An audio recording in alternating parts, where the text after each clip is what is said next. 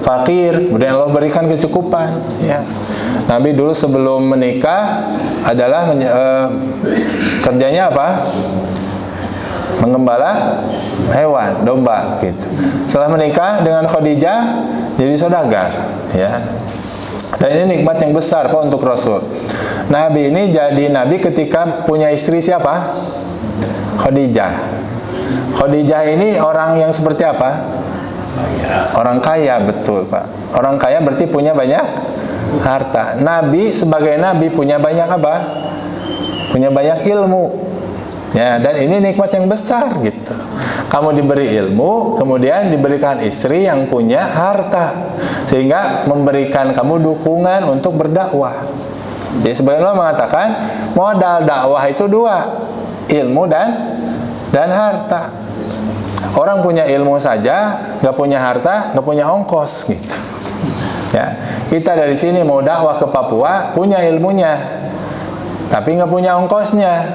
Ini ada kelempang ke Papua gitu, keburu maut di jalan gitu. Begitupun orang punya harta, pengen dakwah ke Papua, punya ongkos nahungkul, nepi kadi itu tak apal naon gitu. Ayat kita apal, juz amma kita apal, hadis kita ngerti. Punya duit, gak punya ilmu, itu juga kurang. Makanya bekal dakwah, dan ini Nabi tugas utamanya kan dakwah gitu. Ya, Nabi dan Rasul tugas utamanya dakwah. Allah berikan wahyu sebagai ilmu, Allah berikan harta dari istrinya Khadijah. Khadijah ini kan mewakafkan hartanya untuk dakwah gitu.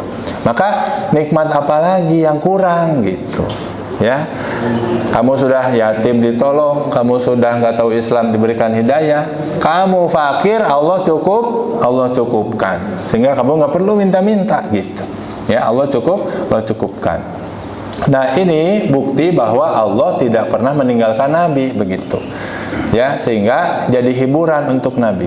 Pesannya untuk kita apa, Pak? Pesannya gini, kalau kita sedang sedih dengan masalah yang kita hadapi sekarang, maka obat kesedihan kita, terapi kesedihan kita apa? Mengingat nikmat di masa lalu gitu. Nabi itu kan sedihnya sekarang, dihina oleh kaum musyrikin. Allah ingatkan dengan nikmat yang mana? Nikmat di masa lalu. Ya, dulu kamu yatim nih ditolong, dulu kamu fakir ditolong, dibantu, dulu kamu nggak tahu Islam dibantu. Ini kan nikmat gitu. Kenapa kamu nggak ingat gitu? Nah, ini jadi hiburan sebetulnya kalau kita kena musibah, kalau kita diuji Allah, maka supaya kita tidak suudzon kepada Allah, cobalah ingat nikmat Allah yang sudah kita dapatkan sebelumnya. Ya, mun orang gering ayeuna sebulan teu cager-cager, ya. Obat kan itu kan dia nggak sembuh-sembuh misalkan. Ya, bukankah kita bisa terhibur dengan mengingat saya teh sakit cuman sebulan, Allah berikan sembuh puluhan tahun dulu gitu. Itu teh bukan nikmat apa? Itu kan nikmat gitu. Ya, sehingga sakit sebulan ini menjadi sebuah kewajaran gitu kalau kita bandingkan dengan nikmat Allah yang sudah kita terima dulu. Ya, maka ini menjadi terapi psikologis untuk kita gitu ya. Jadi ingatlah nikmat kalau kita ditimpa ujian gitu ya. Dan selain mengingat nikmat, Allah juga isyaratkan dalam surat Ad-Duha ini supaya kita bersyukur dengan amal.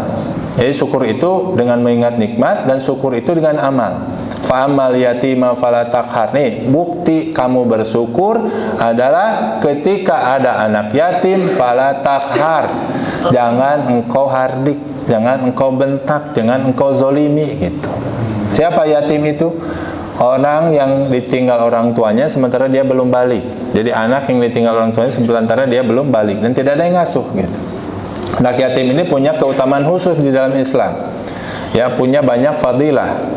Ya, bahkan Nabi mengatakan saya dan kafilul yatim, orang yang mengasuh anak yatim.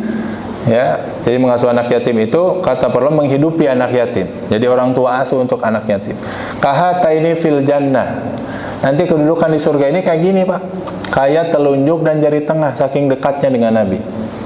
Ya, dan anak yatim di Quran juga banyak disebutkan, ya, jangan dihardik, jangan dizolimi, diberikan hak-haknya gitu. Jangan diambil harta warisnya gitu. Itu di surat An-Nisa juga ada, ya. Jadi bukti kita bersyukur adalah jangan menghardik anak yatim. Kenapa disebut yatim? Kamu dulu juga yatim. Alam yajidka yatimang fa'awa gitu. Ya.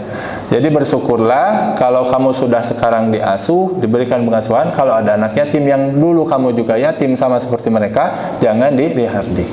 Jadi ingat kondisi kita yang dulu gitu, Pak. Kalau kita dulu sangsara, sekarang Allah kasih cukup nikmat, maka jangan sombong ningali orang yang miskin teh. Dan dulu kita juga miskin gitu. Ya. Nah, ini kan kadang kita lupa gitu. Ya, kita sombong lihat orang yang di bawah kita, padahal kita dulu juga sama kayak mereka gitu. Nah, ini Allah ingatkan nikmatnya. Wa masaila falatanhar. Adapun orang yang sail ini ada yang mengatakan yang meminta-minta, mengemis. Falatanhar, jangan dibentak. Artinya orang yang membutuhkan, yang fakir, ketika minta bantuan kamu, mungkin kamu bisa bantu atau enggak, itu nomor 2. Tapi nomor 1-nya jangan dibentak. Jadi kewajiban kita sama orang yang meminta itu bukan memberi. Kewajiban kita itu yang utamanya adalah jangan membentak gitu. Sehingga Allah mengatakan dalam surat Al-Baqarah apa? Qaulun ma'rufun wa maghfiratun khairum min shadaqati yatba'uha adza. Kita sedekah tapi sambil menyakiti itu buruk. Kita memaafkan sambil berkata baik itu lebih baik daripada sedekah tapi sambil menyakiti. Ya, ada saudara kita pinjam uang, terus kita kasih. Yo, engke mah gawe atuh, tong nginjem wae gitu. Nanti mah kerja atuh, jangan pinjam mulu gitu. Malu kamu tuh udah gede, nyakitin. Ya. Nah, itu dibandingkan kita ngasih sambil nyakitin, kita ngomong baik-baik walaupun enggak ngasih itu lebih baik gitu. Ya. Nah, sa'ila falatan, yang meminta jangan dihardik, ya. Walaupun meminta ini ada hukumnya tersendiri ya, nggak boleh orang minta-minta. Tapi kita kalau yang sebagai pihak yang dimintanya maka jangan menyakiti. Ada juga yang mengatakan sahil ini maksudnya orang yang bertanya, karena salah itu bertanya. Sebagaimana tadi engkau tersesat, tidak tahu Islam dan Allah berikan petunjuk, maka kalau ada orang yang bertanya kepadamu jangan dibentak. Kewajiban Nabi itu menjawab gitu. Ya, sebagaimana Nabi pernah ditegur oleh Allah ketika membelakangi Abdullah bin Umi Maktum ya di surat Abasa. Abdullah bin Umi Maktum buta kan, mau bertanya ke Rasulullah tapi Nabi malah cemberut. Ya, karena nggak boleh gitu. Kalau ada yang tanya butuh hidayah, butuh petunjuk, nggak boleh dibentak gitu. Ya, nggak boleh dibelakangi gitu. Nah, ini bukti bahwa ada munasabat ya antara ayat 10 dengan ayat sebelumnya tadi ya. Dulu Nabi sesat, sebenarnya tidak tahu Islam, kemudian Allah berikan petunjuk. Maka di ayat sebelumnya adapun orang yang sesat yang bertanya kepadamu yang tidak tahu, maka jangan dibentak. Berarti obatnya ketidaktahuan adalah bertanya gitu. Kalau nggak tahu jangan diam aja, tapi nanya gitu. Dan orang yang bertanya nggak boleh dibentak ya. Kalau nggak tahu jawabannya juga nggak boleh dimarahin gitu. Kadang dosen gitu ya di kampusnya, kalau nggak tahu jawabannya ya pura-pura ngomel gitu. Wa amma bi ni'mati rabbika fahadis. Nah, yang terakhir, bukti syukur itu adalah dengan menceritakan nikmat. Wa amma bi ni'mati rabbika fahadis. Dan adapun nikmat-nikmat Rabb kamu, fahadis, maka ceritakanlah. Ini disebut dengan tahaddus bin nikmat ya. Jadi asalnya nikmat Allah yang Allah kasih sama kita, kalau tidak akan membuat orang hasad, maka ceritakan. Nikmat itu jangan disembunyikan gitu ya, kecuali kalau akan membuat orang lain hasad gitu ya. Jadi jangan seolah Allah teh nggak ngasih nikmat ke kita gitu. Tiap ketemu orang bilangnya kasusah terus gitu. Ketemu tetangga ke sebelah kanan, gimana Pak kabarnya? Iya, lagi nggak enak badan gitu.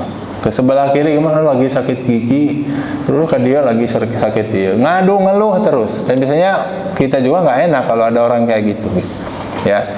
Justru kita dianjurkan menceritakan nikmat gitu ya, selama tidak akan membuat hasad.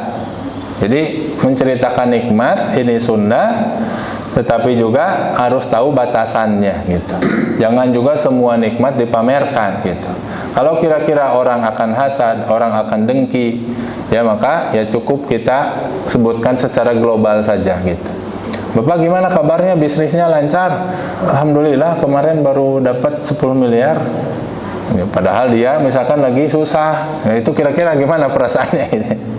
Nah, nggak usah disebutin 10 miliarnya ya, kalau mau tara merek mah gitu ya. Kalau 10 miliar sambil bagi-bagi nggak masalah. Jadi kalau dia ceritanya ketinggian tapi nggak ngasih gitu ya, biasanya bikin orang dengki dan hasad. Maka ceritakan nikmat ini anjuran, tapi juga ada kadarnya gitu. Kita harus lihat situasinya ya, jangan sampai membuat orang lain dengki. Begitupun pamer nikmat ya, mohon maaf kita lagi jalan-jalan kemana, lagi makan di restoran, itu nggak harus kita upload ya. Tiap makan di restoran kita upload gitu. Padahal ada orang yang kita hutangin belum kita bayar gitu. Karena ada orang gitu, Pak. Ditagih hutang susah, tapi kerjaannya postingan lagi liburan terus gitu ya.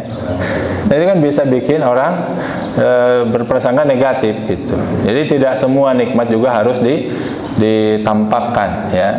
Walaupun asalnya tadi diceritakan. Artinya tidak disembunyikan seolah Allah juga tidak memberikan nikmat itu. Ya, sahabat pernah bilang ke Rasulullah, saya ini mau pakai baju yang jelek. Kenapa? Apakah kata Nabi, apakah kamu nggak punya? Apakah Allah tidak memberikan kamu harta untuk kamu membeli pakaian yang layak gitu? Kata dia, banyak harta saya, tapi saya ingin zuhud katanya. Ya, ingin sederhana aja gitu. Ya, kata Rasulullah, tampakkanlah nikmat Allah. Sungguhnya Allah itu suka kalau Allah kasih nikmat kepada kamu, kemudian kamu tampakkan nikmat itu. Jadi jangan ngariripuh sorangan oge gitu.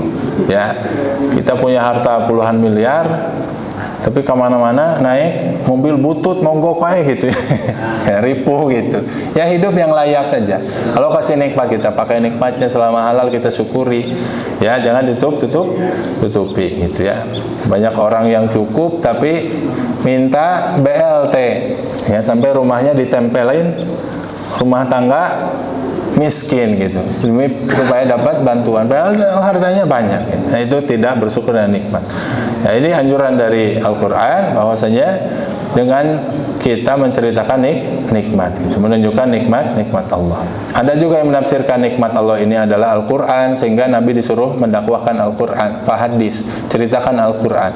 Dan mengatakan nikmat Nabi ini berupa nubuah, berupa kenabian. Jadi ceritakan bahwa engkau itu Nabi dan Rasul, harus didakwahkan kepada umat manusia. Tapi hikmahnya untuk kita adalah banyak menceritakan nikmat Allah secara umumnya seperti itu. Ala kulli hal ya, itulah yang bisa kita gali dalam Quran surat Ad-Duha ini. Mungkin hanya sedikit yang bisa kita gali, mudah-mudahan ada guna dan manfaatnya. Sallallahu ala nabiyina Muhammadin wa ala alihi wa ashabihi ajmain.